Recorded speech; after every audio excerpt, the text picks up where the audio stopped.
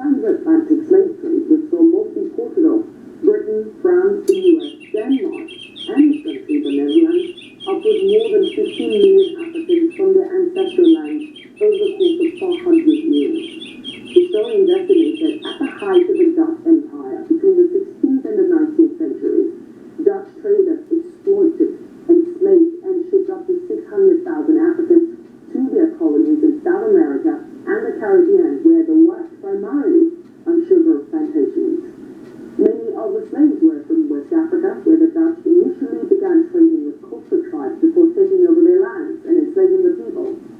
They abducted their first group of people from the Gold Coast in present-day Ghana, and later briefly colonized the country.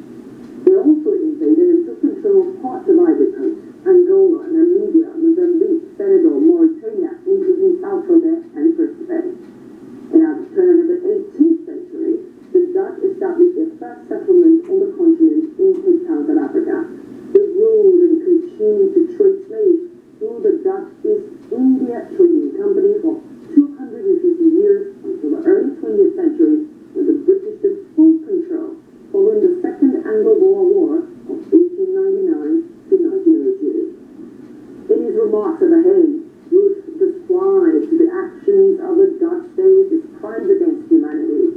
The Netherlands now joins Denmark, France, the UK, and the European Parliament, which have issued apologies for officially recognized slavery and the slave trade as a war crime.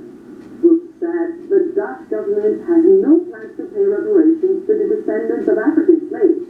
Instead, it will spend about $30 million on a slavery museum and allocate $200 million to slavery awareness projects.